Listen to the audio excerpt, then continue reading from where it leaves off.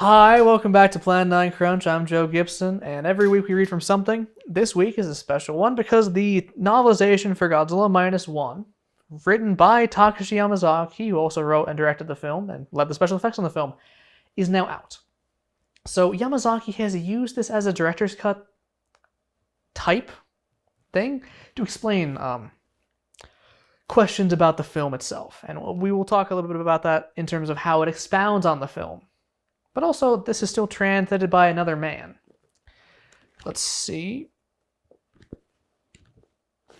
It says in here, translated by Evan Ward. And I actually should, while we're here, talk about some of the details, the educational parts of the video that make this fair use. Seven Seas Entertainment is the provider, so you can probably find this from them. You should also buy this on Amazon Prime or wherever else that they sell it. Prime will be faster than base Amazon is what I mean to say. Seven Seas Entertainment. They have sevenseasentertainment.com. This book was $16 USA, 21 Canadian, and the ISBN is 979-889-561-7588. Here's a QR code. The cover is the standard poster that was revealed with the icon that was revealed originally, just the G, now filled in with the Godzilla. It's a good poster. Throughout is some art, just at the beginning. We'll spread screen from the movie. So this book is a translation. You know what they say about translation. It's like kissing someone through a veil, you know. But it's better to kiss and lose than never have the veil at all, as they say. They don't say that. In any case, it reminds me of the original novel translation for the Godzilla and Godzilla Raids Again novels, in that the diction and syntax are simple but effective, making it a breezy but insightful read. The prose is similar to those other novels, but you miss out on the automatopoeia in this one, sadly.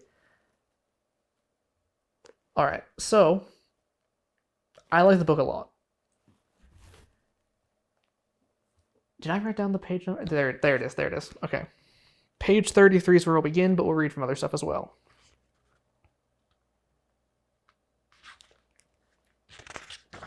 When Koichi gets back from the war and finds that his parents are dead, his neighbor's kids are dead, his neighbor hates him, and it's going to be difficult to live now,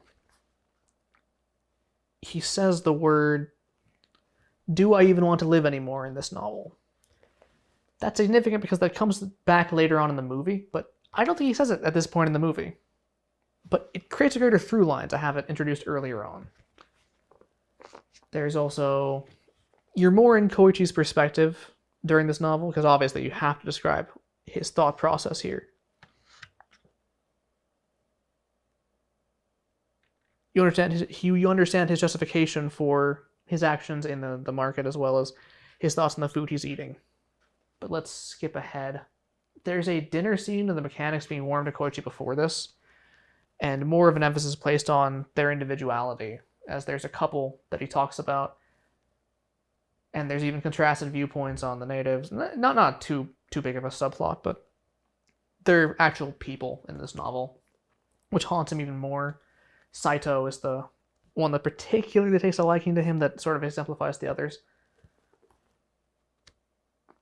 In page 56 and 57, it clarifies the dream he has, the details of it, through Saito representing the group, and other kamikaze people with dialogue. I don't know. Then Noriko calms him, as we know.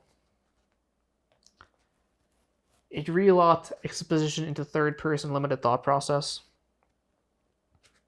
Just nice little English major thing. Page 62 confirms Godzilla is specifically vengeful against attacks and has a healing factor. And now what we're going to read is page 63.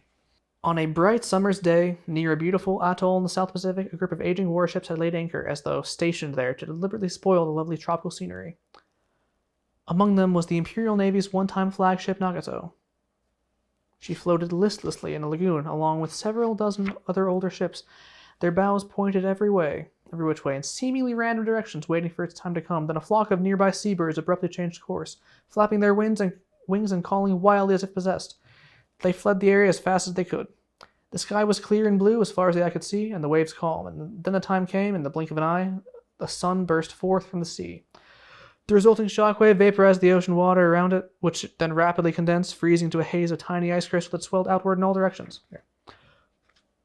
For a moment, neither the Nagato nor its brethren could be seen with this sphere of broken mist. But eventually, a pillar of smoke pierced the vapor, billowing upward in a distinctive mushroom cloud.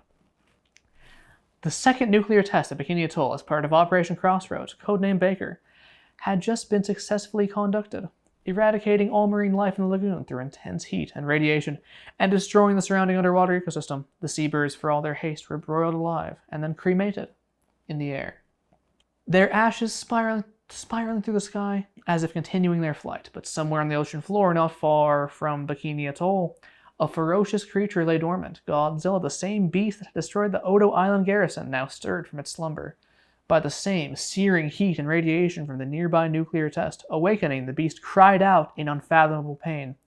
As its skin was scalded, its flesh burned, and its eyes boiled, turbid and white in their sockets. Any ordinary life form would have perished instantly, but Godzilla's extraordinary regenerative capabilities allowed it to weather the blast, and as its body regenerated, a rage began to form within the beast, an immense hatred toward whoever or whatever had inflicted this pain upon it. But even with its great power of regeneration, Godzilla's body would not return to its original shape. The radiation from the blast had penetrated so deeply into its epidermis that the beast's cells grew distorted and irregular, turning its hide rugged and rock-like as the replacement tissues hardened. The dorsal fins along its spine grew longer and sharper, branching out in fractals like hell's own snowflakes. This process repeated, the body building layer upon layer of this new armor over itself until it took on the appearance of an impenetrable, battle-hardened oyster shell that had lived for eons at the bottom of the sea.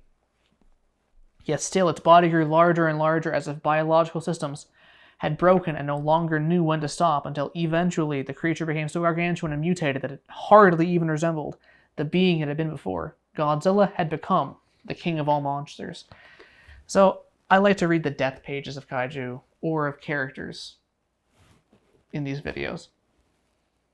This was the birth of Godzilla.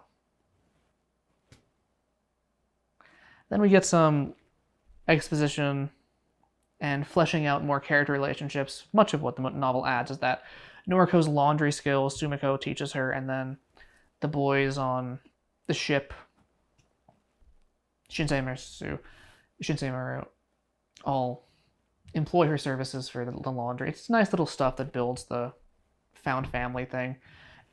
There's some things that I want a clarification on in this novel, and page 147 clarifies what the letter is that Shikishima writes to flush out Tachibana when he wants to find him. Basically, he blames Tachibana firing quite stupidly on an American ship. Then they return fire, wipes out the young men of Odo Island.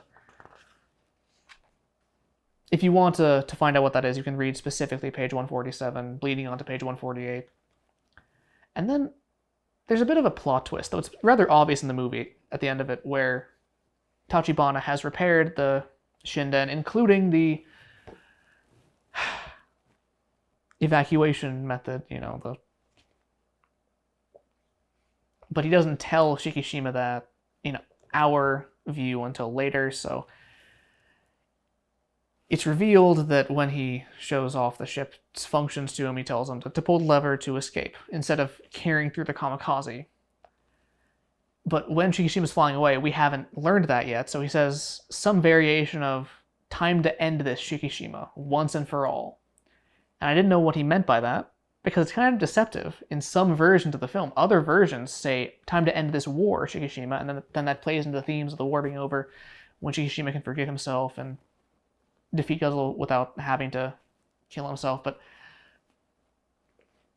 this novel clarifies by saying time to end the Shikishima once and for all, but then there was no longer even a hint of condemnation in his voice. So having a narrator or some expository feature communicates, okay, he said that, but there's more to what he said than just that. If that makes sense. I don't know. This is a great book, very simple to read. Every Minus One fan should get it. It's the kind of book that adults can enjoy, but also could probably get kids into reading.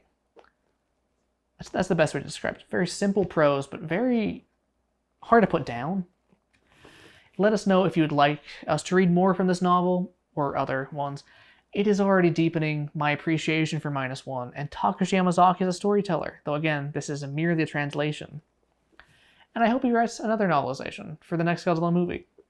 Especially if it has another kaiju for Godzilla to fight, it would be fascinating for this IP to both tell and show his visualization of a fight scene. Thank you all for watching. You can follow us here on YouTube or on Facebook and TikTok. We will also have a blog post about Minus One linked in the description that you can read if you want. That's a wrap.